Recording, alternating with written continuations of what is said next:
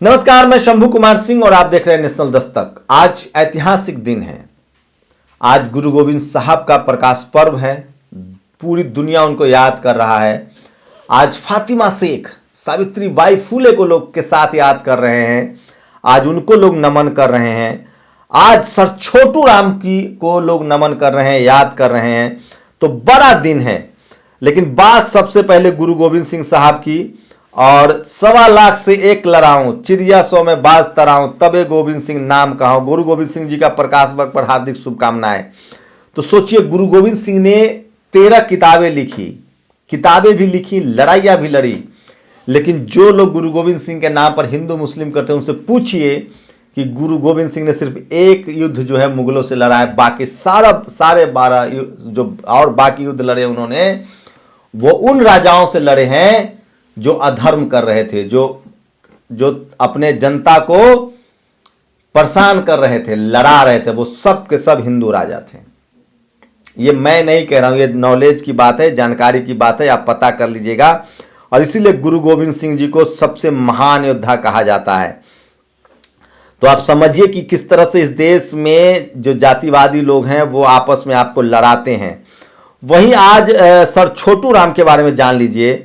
Sir Chhotu Ram Kashiram Richhpal था। उन्होंने British शासन में किसानों के अधिकार के लिए आवाज बुलंद की। उन्होंने यूनियनिस्ट पार्टी का गठन किया। 1937 के प्रांतीय विधानसभा चुनावों के बाद चुनाव जीते और एक मुसलमान को मुख्यमंत्री बनाया। सर छोटू राम के 77वें स्मृति दिवस पर विनम्र अभिवादन। पढ़ाई लिखाई के पक्षधर थे और जातिवाद के सबसे बड़े विनाशक थे सर छोटू राम। और सोचिए किस तरह से भाईचारा के प्रतीक थे। तो सबसे बड़ी खबर है, उसके बाद आज पूरा देश फातिमा शेख को याद कर रहा है। आज पूरा देश सावित्री बाई फुले के साथ फातिमा शेख, सोचिए आज फातिमा शेख को लोग नमन कर रहे हैं।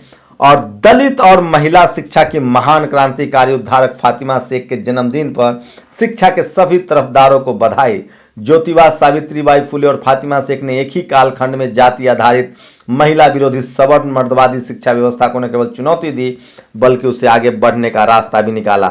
तो ये तमाम आज का आज दिन है, उसको लोग याद कर रहे हैं। और बाकी अब सोशल मीडिया पर आज क्या वायरल खबरें वो बता दूं।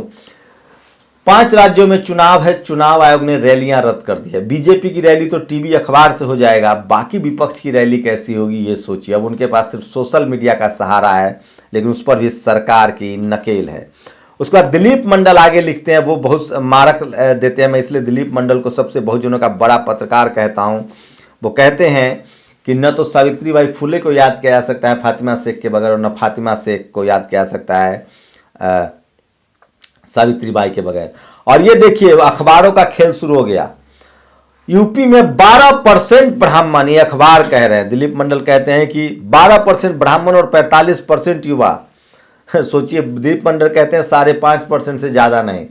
लेकिन सबसे भयानक खबर ये देख लीजिए, थाईलैंड की लड़कियों के साथ पकड़े गए 3 आरोपी भाजपा युवा मोर्चा नेता।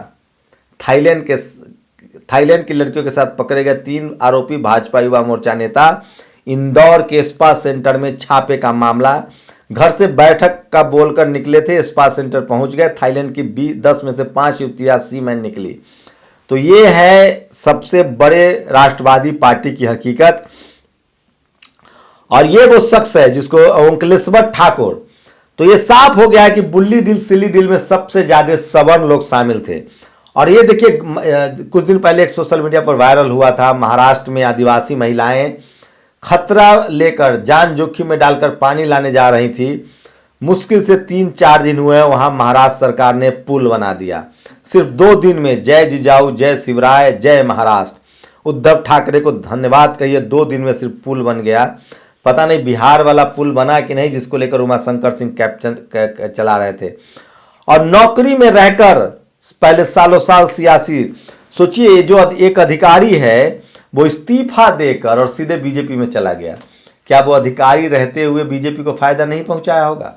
ठीक वैसे ही जैसे सुप्रीम कोर्ट का पूर्व जज, retired chief justice of India, जिसने अयोध्या पर फैसला दिया, राफेल पर फैसला दिया, वो सीधे राज्यसभा गया। और सबसे ज्यादा सोशल मीडिया पर ये फोटो वायरल हो रहा है प्रधानमंत्री के, किस तरह से तमाम पत्रकार जो है वो कवर फायर करते हैं। और 50 रुपए किराया बढ़ा दिया गया है रेलवे का।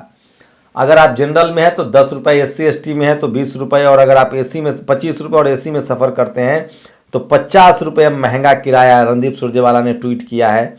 तो ये तमाम बड़ी खबरें थी जो मैं आपके लिए लेकर आया था। मैं इसलिए कहता हूँ, और जो मुस्लिम महिलाओं के अपमान में जो 5 नाम है, विशाल झा, श्वेता सिंह, मयंक रावत, नीरज बिश्नोई, ओंकारेश्वर ठाकुर, ये 5 लोग हैं और सवर्णों को अपने बारे में सोचना चाहिए। अगर वो नहीं सोचते हैं तो इनके लिए मुश्किल हो। ये देखिए, सिद्धार्थ नाथ सिंह यूपी के कैबिनेट मिनिस्टर पकौड़ा तल रहे, राजीव निगम ने ट्वीट किया है। और कानपुर कमिश्नर असीम अरुण ने BRS लिया, आज ही मुख्यमंत्री योगी नाथ से मिलकर बीजेपी की सदस्यता ली। सोचिए, ये आदमी अधिकारी रहा होगा तो कितना फायदा पहुंचाया होगा बीजेपी के।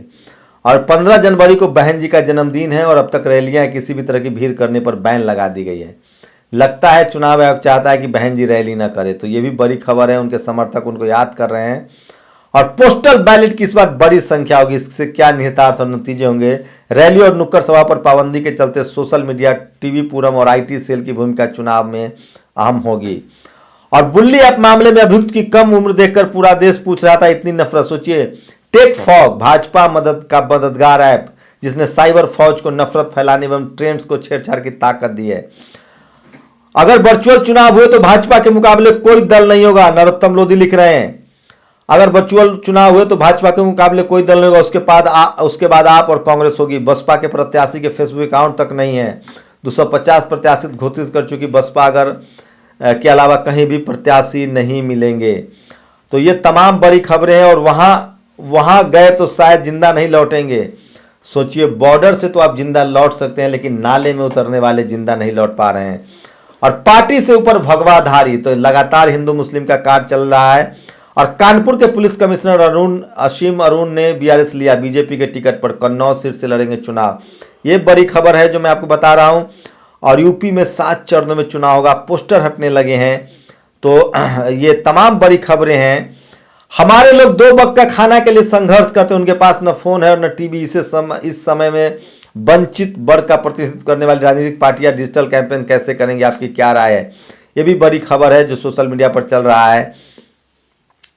और बिल्लू ऐप मामले में अभियुक्त नीरज बिश्नोई से संबंधित दिल्ली पुलिस के सूत्रों के हवाले से द प्रिंट ने लेख छापा है। उस लेख में लिखा है, बिश्नोई के लैपटॉप में 153 पॉर्न फिल्म पाया गया है। साथ यह भी लिखा है कि बिश्नोई अपनी उम्र से बड़ी मुस्लिम महिलाओं के लिए एबनॉर्मल। तो ये तमाम बड़ी खबरें थी जो मैं आपके लिए लाया था। सोशल मीडिया ही बहुजन मीडिया है, सोशल मीडिया ही सच्चा मीडिया है। आपकी क्या प्रतिक्रिया, अपनी प्रतिक्रिया जरूर दें। शुक्रिया। नेशनल दस्तक की आपसे गुजारिश है कि अगर इसको बचाना चाहते हैं तो नेशनल दस्तक को सब्सक्राइब करने के लिए रेड कलर के सब्सक्राइब बटन को दबाएं, फिर बेल आइकन की घंटी दबाएं। नेशनल दस्तक को बचाने के लिए बहुत जरूरी है कि हर खबर को शेयर करें, लाइक करें, कमेंट जरूर करें।